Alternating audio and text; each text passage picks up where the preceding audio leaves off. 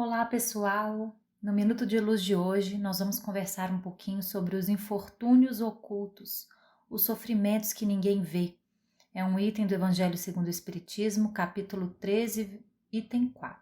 Passamos aí algum tempo sem gravar, sem fazer gravações para o Minuto de Luz, porque a gente fala porque precisa ouvir, né?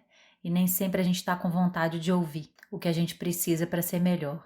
Mas estamos aí recompondo o corpo, aprumando o corpo e vamos seguir trabalhando. Vamos juntos.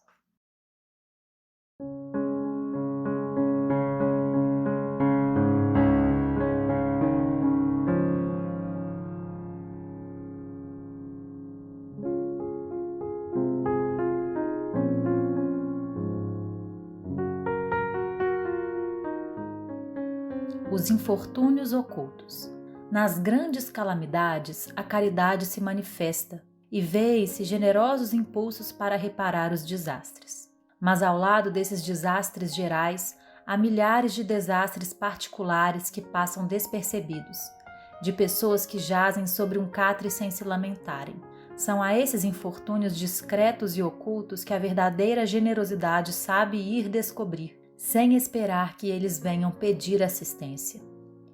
Quem é esta mulher de ar distinto, vestida de maneira simples, mas cuidada, seguida de uma jovem vestida também modestamente? Entra numa casa de sórdida aparência, onde é conhecida sem dúvida, porque à porta a saúdam com respeito. Onde vai ela? Sobe até a mansarda. Lá mora uma mãe de família cercada de filhos pequenos. À sua chegada, a alegria brilha nesses semblantes emagrecidos. É que ela vem acalmar todas essas dores. Traz o necessário, temperado com doces e consoladoras palavras, que fazem aceitar o benefício sem corar, porque esses infortunados não são mendigos profissionais. O pai está no hospital e durante esse tempo a mãe não pode bastar às necessidades da casa. Graças a ela, essas pobres crianças não suportarão nem o frio nem a fome. Irão à escola agasalhadas e o seio da mãe não secará para as criancinhas. Se há um doente entre eles, nenhum cuidado material a repugnará. De lá, ela se dirige ao hospital para levar ao pai algum consolo e tranquilizá-lo sobre a sorte da família. No canto da rua, à espera uma viatura, verdadeira loja de tudo o que leva aos seus protegidos, que visita assim sucessivamente. Não lhes pergunta nem sua crença, nem sua opinião, porque para ela todos os homens são irmãos e filhos de Deus. Terminada a excursão, ela se diz: comecei bem o meu dia. Qual é o seu nome? Onde mora? Ninguém o sabe. Para os infelizes é um nome que não revela nada, mas é o anjo da consolação, e à noite uma sinfonia de bênçãos se eleva para ela até o Criador. Católicos, judeus, protestantes, todos a bendizem. Porque ela se veste de maneira tão simples? É que não quer insultar a miséria com seu luxo. Por que se faz acompanhar da filha adolescente? É para ensinar-lhe como se deve praticar a beneficência. A filha também quer fazer a caridade, mas sua mãe lhe diz: que podes dar, minha criança, uma vez que nada tens de ti? Se eu te entregar alguma coisa para passá-la aos outros, que mérito terás? Em realidade, eu é que farei a caridade, e tu que dela terás o mérito. Isso não é justo. Quando vamos visitar os enfermos, tu me ajudas a cuidar deles. Ora, dar cuidados é dar alguma coisa. Isso não parece bastante? Nada é mais simples. Aprende a fazer obras úteis, e tu confeccionarás roupinhas para essas criancinhas. Deste modo darás alguma coisa vinda de ti. É assim que essa mãe, verdadeiramente cristã, forma sua filha na prática das virtudes ensinadas pelo Cristo. É espírita? Que importa? No seu lar é a mulher do mundo, porque a sua posição o exige. Mas ignora-se o que ela faz, porque não quer outra aprovação senão a de Deus e de sua consciência.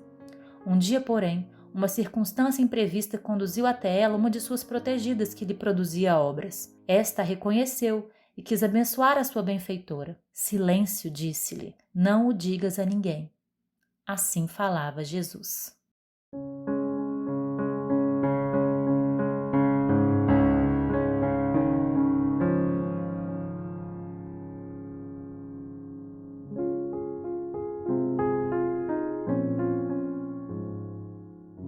Essa lição por si só é muito ilustrativa e o exemplo dessa senhora destaca vários aspectos da caridade cristã. E ela traz uma questão essencial que é destacada no capítulo 13 do Evangelho segundo o Espiritismo, que comenta aquela passagem de Jesus: não saiba a vossa mão esquerda o que deu a vossa mão direita, que é o seguinte: a caridade verdadeira, ela é feita não para ser vista, ela busca o bem pelo bem e não pela recompensa exterior que possa vir dessa atitude. Lá no Evangelho, Jesus diz que aquele que faz a caridade faz um ato de benevolência para que seja aplaudido. Se essa pessoa receber os aplausos, ela já recebeu a sua recompensa. E aquela recompensa, entre aspas, que é a que vem de todo bem, consequência natural de todo bem, que nós sentimos aquela alegria, aquela paz, a aprovação da consciência, essa nós perdemos quando desejamos ser vistos pelo bem que fazemos.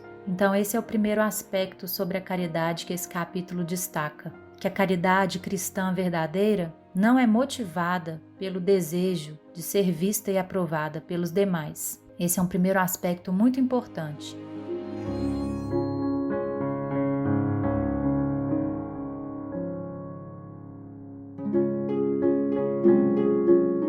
E existem vários outros que esse exemplo dessa senhora destacam. Essa mulher, ela não ofende o outro com a sua riqueza. Essa mulher não questiona as crenças dos outros. Essa mulher simplesmente ajuda com carinho, diminui o sofrimento. E o destaque que é feito no início do item é que ela procura a dor onde ela se encontre para ajudar. Em meio aos grandes desastres, muitos se mobilizam. Diante das grandes calamidades, diante dos grandes desafios que acontecem, que são divulgados nos jornais, nas mídias, muitas pessoas se mobilizam, se reúnem para auxiliar. Isso é maravilhoso. A generosidade humana realmente se compadece desses momentos difíceis que a coletividade atravessa. Mas a par desses sofrimentos mais divulgados, sempre existem sofrimentos inúmeros, ocultos, escondidos, pessoas que estão em suas casas em sofrimento, por depressão, por alguma dificuldade financeira, por qualquer situação de relacionamentos familiares. Enfim, são tantos os motivos de dor e sofrimento no nosso planeta, e a verdadeira caridade sabe encontrar esses sofrimentos e amenizá-los com palavras, sentimentos, atitudes, com o que for necessário.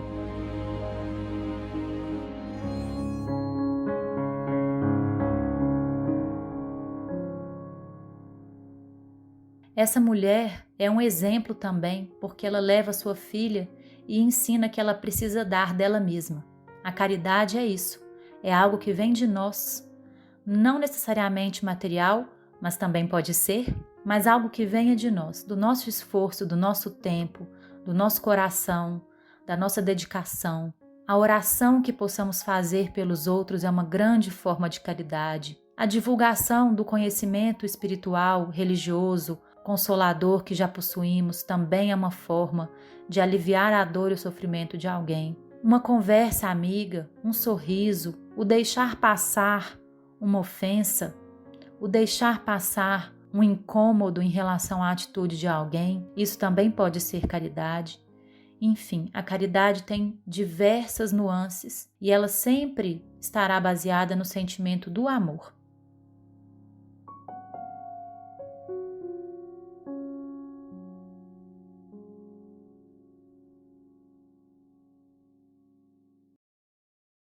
E sobre o amor, seria impossível não mencionar a primeira carta de Paulo aos Coríntios, capítulo 13, versículo 4, que eu destaquei aqui. Ela toda é muito linda, né? Mas o versículo 4 diz que o amor é paciente, é benfazejo, não é invejoso, não é presunçoso, nem se incha de orgulho, não faz nada de vergonhoso, não é interesseiro, não se encoleriza, não leva em conta o mal sofrido, não se alegra com a injustiça, mas fica alegre com a verdade. Ele desculpa tudo, crê tudo, espera tudo, suporta tudo. E acaba, que a gente pode ter tudo na vida, ter todo o conhecimento, ter todo o ouro, ter tudo, se a gente não tiver amor, de nada valeria. Então Então esse é um ensinamento que diz respeito à nossa felicidade verdadeira, desde já na Terra e ainda mais na nossa vida eterna. O amor e essa caridade genuína são a base da nossa felicidade. E eu já estou falando de fazer o bem de alguma forma para ter felicidade. E a gente está conversando que não é isso, né? Nós ainda estamos muitas vezes vinculados a esse estágio ainda, que a gente precisa ver a recompensa do bem que fazemos. Ainda temos dificuldade de agir simplesmente por amor, simplesmente pelo bem do próximo. Mas vamos caminhando, um passinho depois do outro. Se a gente fizer o bem, já é alguma coisa. Acho que vale muito voltar no primeiro episódio do Minuto de Luz, chamado R Auxiliando, porque a mensagem de André Luiz é bem nesse sentido, de nós fazermos o melhor que damos conta no momento e procurarmos a espontaneidade desse amor que doa, sem a busca da recompensa, porque esse é o amor verdadeiro e estamos a caminho dele, né?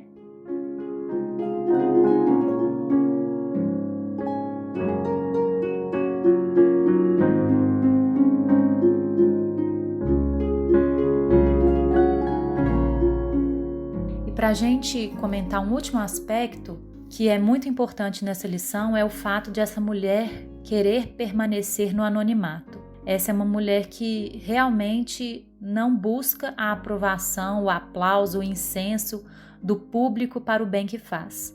E isso é muito bonito. Essa atitude totalmente desinteressada mostra o valor desse amor que ela está distribuindo, que é um exemplo para nós. Um outro exemplo que é muito ilustrativo também desse auxílio anônimo que é realizado por pessoas que realmente têm assim, um amor no coração muito grande, está retratado no livro Sexo e Destino. Esse livro conta a história de Pedro Neves, que era um trabalhador assim, muito bem colocado em nosso lar, liderava equipes de socorro, realizava processos de desobsessão, aconselhava os outros em relação ao perdão, ao amor, à humildade diante dos adversários. Enfim, era um espírito assim, tido em alta conta no plano espiritual. A filha dele, ainda encarnada, estava à beira do desencarne, à beira da morte, e ele foi compelido então a voltar à Terra em auxílio à filha. Mas quando ele chega aqui no plano físico para auxiliar a filha desencarnante, vamos dizer assim, ele encontra um genro infiel. Em um dos momentos de auxílio, ele foi compelido a acompanhar o genro a uma casa noturna e encontrou esse homem com outra mulher. E ele fica muito bravo. Ele, que era um espírito que aconselhava os outros ao perdão, se viu diante de uma situação em que encontrou o seu eu verdadeiro ali se expressando. Então, todo aquele trabalho que ele fazia no plano espiritual, em alguma medida, era uma caridade, vamos dizer assim, exterior. E agora ele estava sendo convidado a vivenciar uma caridade do coração, profunda, dos sentimentos, do perdão genuíno. E ele vacilou e deu um soco no rosto do genro, que cambaleou e se sentiu muito mal aqui no plano físico, sem ver, obviamente, o espírito do sogro nocauteando. E aí, nessa situação, quando ele estava disposto a continuar agredindo o genro, olha o que acontece. Uma senhora desencarnada, de semblante nobre e calmo, aproximou, desarmando-me o íntimo. Não entremostrava sinais exteriores de elevação. Patenteava-se, aliás, tão profundamente humana quanto nós mesmos. Diferenciava-se apenas através de minúsculo distintivo luminoso que lhe brilhava palidamente no peito, qual joia rara a emitir discreta radiação. Afagou-me de leve a cabeça e induziu-me à serenidade. Envergonhado, fitei-a constrangido. A dama inesperada não me censurou, nem fez qualquer alusão ao meu gesto infeliz. Ao revés, falou-me com bondade quanto à filha doente. Demonstrava conhecer Beatriz tanto quanto eu próprio, e acabou convidando-me a sair do recinto para acompanhá-la até o quarto da enferma. Atendi sem relutância, e porque a gentil interventora no trajeto somente se reportasse aos méritos da compreensão e da tolerância, sem qualquer referência aos desvarios da casa que vínhamos de deixar, procurei reprimir-me para cogitar exclusivamente de socorro à filha em dificuldade. A mensageira anônima colocou-me no lar, despedindo-se delicada, e depois disso não mais a vi, pelo que, ainda agora, me lembro dela positivamente intrigado. Essa mulher que auxiliou Pedro Neves, que pretensamente era um espírito superior, Essa mulher anônima parecia uma mulher tão humana e estava ali disposta anonimamente a auxiliar. Nem falo o nome dela aqui nessa parte do livro, e ela auxilia e vai embora. E eu fico pensando quantos espíritos anonimamente nos auxiliam o tempo todo sem que a gente saiba o nome deles, sem que a gente aplauda as suas iniciativas, sem que a gente muitas vezes nem faça uma prece de agradecimento, A gente é cuidado com muito carinho, com muito desvelo por espíritos que são assim, como essa mulher do Evangelho segundo o Espiritismo e como essa outra aqui do Sexo e Destino.